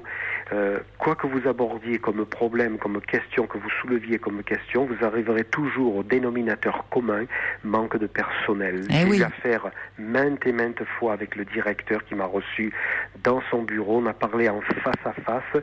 Il est formel, tant qu'il n'y en a pas plus de personnel, on ne peut pas plus faire. Alors je me suis dit, mais c'est pas forcément seulement une question de personnel. J'ai un appel de la part de Sandrine qui souhaiterait intervenir parce qu'elle vit sensiblement la même chose que vous et que vous avez dit, est-ce qu'il y a d'autres auditeurs ? Donc Sandrine, bonsoir. Bonsoir. Qu'est-ce que vous pourriez dire à Jacques ? Moi, je voudrais dire que j'ai ma grand-mère qui est dans le cas, qui est en maison de retraite. Oui. Qui va avoir 85 ans. Oui. Elle y est depuis plusieurs années puisqu'elle a eu un AVC et qu'elle avait une maison qui n'était pas adaptée. Mon grand-père était en vie, mais donc elle est rentrée en maison de retraite par la force des choses. J'ai connu ça aussi avec mon arrière-grand-mère qui était en maison de retraite. Quand j'entends parler de manque de personnel, c'est un faux problème pour moi. J'ai aussi rencontré le directeur de la maison de retraite où ma grand-mère y est depuis plusieurs années. C'est vrai que quand moi aussi j'y vais une fois par semaine parce que je travaille dans la restauration et que même si je suis pas très loin, j'ai pas la possibilité d'y aller plus souvent. J'ai pas le moral des fois quand j'y vais parce que je me pose la même question que Jacques, je crois. Oui, tout à fait. En me disant comment je vais la trouver, dans quel état d'esprit elle va être, et surtout quand elle vous dit qu'est-ce que je fais encore là. Ouais, ce sont des questions auxquelles il est difficile de répondre. Quand est-ce que je reviens à la maison ? Comment ? Quand est-ce que je reviens à la maison, me dit-elle. Voilà, mais moi, je sans la brusquer, maintenant, sa maison a été vendue par la force des choses, etc. Elle en est consciente. Sauf que des fois, avec l'âge, elle perd un petit peu le sens de la réalité. Il faut lui changer les idées. Alors comment vous faites ? Nous, si vous voulez, on a fait un petit roulement dans la famille, mais malheureusement, je dirais qu'on lui a donné une mauvaise habitude. Ah oui, mais non. Ma mère, il voit 2 fois par semaine. Oui. La deuxième de ses filles aussi 2 fois par semaine. Et après, le reste de la famille, il va un petit peu, je dirais, quand ils ont le temps. Moi, des fois, je reproche, parce qu'on est quand même 10 petits-enfants, je reproche le fait que certaines personnes n'y vont pas régulièrement. Moi, je dirais à Jacques, s'il a des frères et sœurs, que ce qu'il a à faire pour sa mère, c'est maintenant qu'il faut le faire. Bien sûr. Tant qu'elle est encore là. Mais bien sûr. Et que s'il le fait, c'est pour lui. Mais bien sûr. Oui, et tout qu'après, à fait. voilà. Avec ce qu'elle a fait pour nous quand nous étions jeunes. Oui. Moi, j'ai été élevée un petit peu par ma grand-mère. Oui, j'ai compris que vous étiez très attachée à votre grand-mère, Sandrine. Et que je me dis que ce que je peux faire pour elle maintenant, je lui dois bien, et qu'à la rigueur, les autres, ils font ce qu'ils veulent. Exactement. Mais c'est vrai que c'est douloureux. Ouais. C'est douloureux, mais oui, mais comment faire ? Il y avait hier une dame qui parlait de la puissance de l'acceptation. Voilà. Et oui, ça passe par là. C'est-à-dire, on est tous mortels. On a tendance à l'oublier. Mais moi, ça va peut-être et on est négatif, impuissant. ce que je vais dire, mais j'ai connu ça avec mon arrière-grand-mère qui est partie à l'âge de 96 ans, donc c'est déjà exceptionnel. Mais malheureusement, je me prépare au pire. Ouais, bien sûr. C'est-à-dire que ce que je peux faire pour elle maintenant, je le fais. J'essaye de lui changer les idées, j'essaye de lui apporter tout ce que je peux lui apporter parce que j'en suis persuadée, je lui dois. Et je pense que j'aurais pas l'équilibre dans ma vie que j'ai aujourd'hui sans elle. Oui. Mais c'est vrai que c'est pas évident. Mais on ne se résout. Que Jacques y aille tous les jours, s'il est seul en plus. Oui, je suis seul parce que mon frère, mon faux jumeau, a tourné la tête depuis, ça va faire 2 ans. Quant à l'autre, il vient, mais on dirait que c'est par contrainte, vous savez. Il arrive, il s'assoit sur une chaise, il tend les jambes et il regarde la télévision. Ouais. Voilà. Mais vous savez, quelquefois aussi, c'est une réaction parce que c'est trop difficile de voir sa maman vieillir et qu'on n'aime pas comme Je n'y crois pas. Je n'y crois pas. Je me souviens, Caroline, du plus ancien de ma jeunesse que je me souviens, je ne me rappelle pas que ma mère nous ait abandonnés à la crèche. Mais attention, vous n'abandonnez pas votre mère. Vous n'êtes pas en état aujourd'hui de vous en occuper vous-même. Certainement, votre maman nécessite des soins particuliers, peut-être des soins médicalisés, et vous ne pourriez pas le faire vous-même. Et ça n'est pas à vous de le faire. Lorsqu'elle a quitté le domicile par les pompiers, je me suis dit, elle ne repassera jamais plus la porte. Oui, mais ça n'est pas de votre faute. Je ne me suis pas trompé. Oui, mais est-ce que sa mère est tout à fait lucide, tout à fait... Elle est très lucide. Bon, je vais vous dire son âge maintenant. Dans 2 ans, elle a 100 ans. Magnifique. Attendez, c'est déjà génial. Dans 2 Magnifique. Ans, elle a 100 ans, elle a toute sa tête. De temps à autre, elle déraille parce que c'est très fluctuant.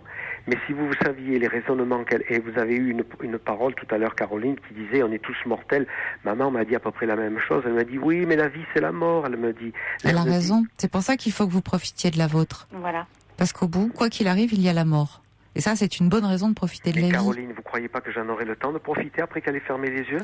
C'est pas seulement après. Si elle vous a donné la vie, Jacques, c'est que vous en profitiez là, tout de suite, maintenant. Alors, je sais que c'est un peu difficile à entendre parce que vous n'êtes pas en état. Vous m'avez dit, je suis dépressif. Donc, c'est pas forcément ce que vous avez, ce que vous avez besoin d'entendre, mais ça passe par là néanmoins. Mais si vous saviez la haine que j'ai, Caroline, envers tous ses amis, tous nos amis qui lui ont tourné la tête, plus personne va la voir. Mes frères ont leur tête montée par leurs propres enfants, ses petits-enfants lui ont tourné le dos non plus, mais que je n'en vois pas un à l'enterrement. Non, mais ça, c'est un autre problème. Oui, vous êtes en train d'anticiper déjà. Oui. Hein. Et c'est là, il faut s'occuper à la fois d'elle, vous allez la voir tous les jours, vous êtes un fils formidable, bravo. Mais en même temps, si votre mère devait vous dire une chose, une seule, c'est profite de ta vie, vis. Ta vie, elle n'est pas seulement pour moi, elle est pour toi. Je sais, elle a su me le dire par différents moyens, par d'autres paroles, elle a su me le dire. Mais comment dire, elle profite de ta vie, et puis elle aurait pu me dire, bon, il y a Il y a tes 2 frères qui sont là, mais comme ils ne viennent plus, si moi je profite de ma vie, ça veut dire que je n'irai plus la voir et je ne peux pas l'abandonner. Je lui ai maintes fois répété, je ne t'abandonnerai jamais, jamais, maman. Mais bien, de toute façon, il n'a pas besoin de le dire, elle le sait déjà. Elle le sait, et de toute façon, quoi qu'il arrive, vous avez votre mère en vous pour toujours. On va prendre Jean-Jacques également, si vous voulez bien. Jacques qui est là et qui souhaiterait vous dire quelques mots. Bonsoir Jean-Jacques. Oui, bonsoir Caroline, on se connaît déjà, mais de quelques années, peut-être. Oui, moi je voulais dire que j'avais accompagné ma mère jusqu'à son dernier souffle et que ça avait été une immense richesse. Et alors moi j'ai éprouvé des sentiments à l'accompagner, à lui caresser les mains, qui étaient très proches de ce que j'ai vécu aux naissances de mes enfants. Oui. Voilà. Ouais, c'est important ce que vous dites, c'est-à-dire que le fait de l'avoir accompagné vous a apaisé aussi. Ah oui, complètement. Tout à fait, ouais. Vous n'étiez pas et vous n'êtes pas dans la culpabilité, au contraire de Jacques, j'ai l'impression. Oui, alors je viens d'entrer chez moi, donc je n'ai pas tout suivi. Ouais. Jacques va voir sa maman tous les jours et il a du mal à supporter la dégradation de son état physique, le fait de voir et de s'accoutumer aussi à l'idée que un jour elle va partir.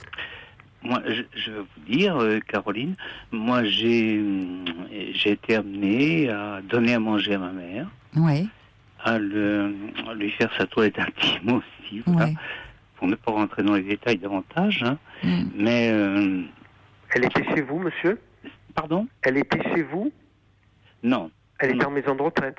Elle était...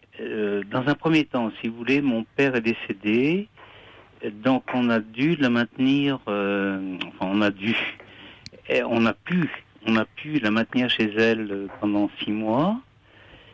Et puis après, elle est allée en maison de retraite. Oui, d'accord. Donc dans les mêmes conditions finalement que Jacques. C'est le cursus habituel, oui.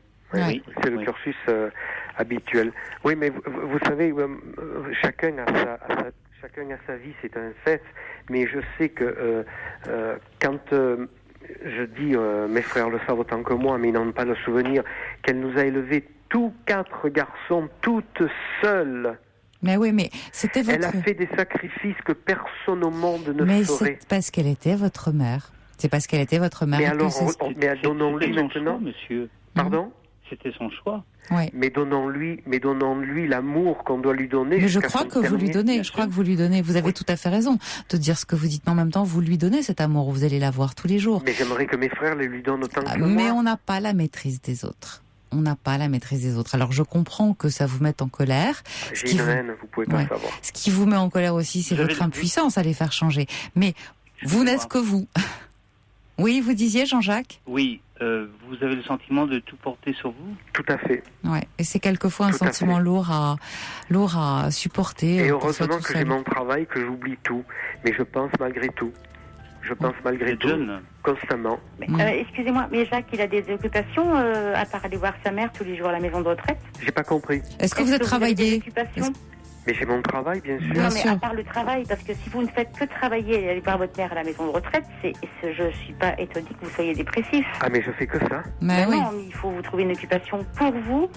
Pour essayer. Ah ben mon occupation c'est mon piano, c'est mon clavier musical. Ah déjà vous avez un piano, c'est déjà un très bon exutoire. Quand j'ai le blues, alors excusez-moi Jean-Jacques, Sandrine, Jacques, malheureusement notre émission s'achève. Je vous propose de me rappeler un autre soir pour que nous continuions d'en parler parce que c'est vrai que c'est un sujet grave et douloureux. Tout de suite, je suis obligée de vous dire au revoir et à demain. Jean-Jacques et je ne peux pas rester avec lui. Non, c'est pas possible. Je vous remercie. Au revoir Jacques. Il est 1h, vous écoutez